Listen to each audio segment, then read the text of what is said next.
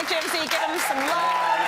Thanks, man. You did a great job. And I think there are a lot of us that want to extend the season. We want to be outside, you know, cooking, having some fun. You also want to think about what this is all happening on, which is the deck. Exactly. Okay, so there's so many options out there for decking materials. There's so many, there's so many, it gets a little confusing. So we're going to go through some decking options so you can pick the right deck material for your outdoors, starting with what we have in front there. Right, so on the floor here we have decking tiles, and these are primarily used for a lot of patios and balconies. You need to have a flat, level, compacted surface. It's kind of decking 101. No tools required, easy installation, but you need to have a flat level base. You cannot put it on grass or on earth because it can be inconsistent, but they're UV resilient. It's an all-season product. It's made out of high-quality resin, doesn't need to be stained or treated or really maintained. Oh, low maintenance. Low okay, maintenance. That's going to last forever then? Pretty much lasts forever. These products have a 20 to 25-year warranty. That's good. That's great. Okay, so next what do we have?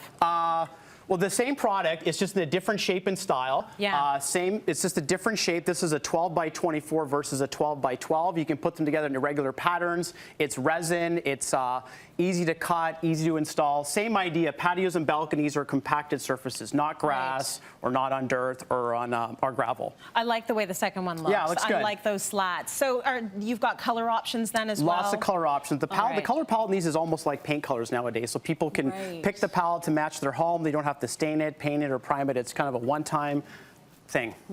Okay, now if you do want to stain it and prime it and paint it, let's get into some of the natural wood products or the pressure treated. So this here is pressure treated. This is by far the most common product. This is called pressure treated Pro Sienna. It's relatively new. It's meant to look like cedar. Pressure treated originally was kind of that nuclear green. People didn't like it. It was kind of toxic. This has a preservative that's been approved by CSA, so it's safe to be around kids. It's safe to cut. It is actually half the price of cedar.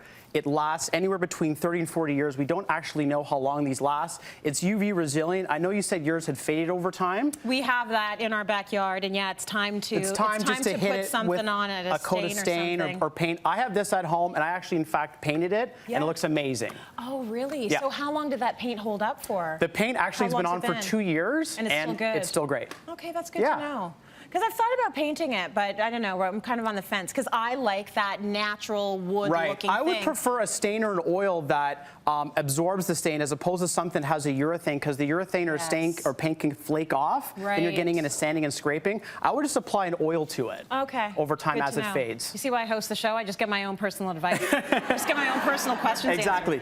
Okay, so let's move on to this now, which is more expensive. This is cedar. So if you love wood, this is the product right here. Everybody loves cedar. The smell of it, the texture. The only issue is it costs twice as much as pressure treated material. So these boards can be, let's say, $10. These are easily $20, and they last half as long. So it's twice as much and lasts half as long, but they're resilient to moisture, to rot, and to insects. So people like to put these in saunas or in wet applications such as a dock. If you have waterfront property, you can't have pressure treated material. So people like to use the cedar. I like it, but the thing is, it grays very soon. It starts to look like an old barn, but you have to sand it, treat it. There's a lot more work in this. It seems the economics don't really add up with this, that it costs twice as much, lasts half as long, and you have to work at it all the time. I know, it's just such a jewel. That's why people keep going back to it. It smells good. And when it's first installed, it looks incredible. Amazing. And then next summer comes around, you're like, it looks like a gray old barn. What happened? I don't know. I got to work on this. Okay, but good to know. Yeah, good to know. I love all these products, but bang for your buck, that is probably number one. Most people do that. These are all premium decking materials. So moving along the table here, this is a composite decking, and you can see it has this fake wood grain in it. They're really easy to install. They come in a broad range of color palettes. It's slip resistant and it's splinter resistant. So these type of woods here, they splinter. So you have little kids running around or crawling. This stuff is not going to splinter or cause people to get hurt. It's a one-time thing, a one-time installation. It's basically guaranteed for life in the same price range, but you put it in once and that's it. And then that's it. And that's it. It has this actually nice little ledge here to do this screwless system now. A lot of people, when you do decks, depending on the size, you don't want to see the screws, right? Because the screws can kind of throw off the lines. This here has this little notch where you can, in fact, screw the screws in on the edge here. You get really nice, clean lines. It actually looks like laminated flooring that you would have in your home. It does. I get though why people might be resistant to this, though. Like, it's really good for, in terms of its low maintenance, but I think that there's also, it doesn't look as natural, right? No. And I like that you've got the wood grains there, so you're trying. This one's even a little bit more natural looking. What's I like this one. This is a new product that I'm actually just starting to get familiar with. This is a heat-treated or heat-modified wood. They can come in pine or ash, like, you know, this here is pine, but it's a product that was developed in Europe around 15 years ago, and they heat-treat it with steam and heat, and it extracts all the moisture and sap out of the wood, so it doesn't. Natural wood will start to move and start to check. This doesn't do it, but the same thing. It's a premium product, so it costs a lot more. This would be expensive, This would be expensive. It actually looks a lot like Ipe. It does. You know, those tropical boards? Yes. So it's a fraction of the cost of Ipe. It's much lighter to use, but like anything else, it's a premium product to put in. Yeah, and but it's actually wood.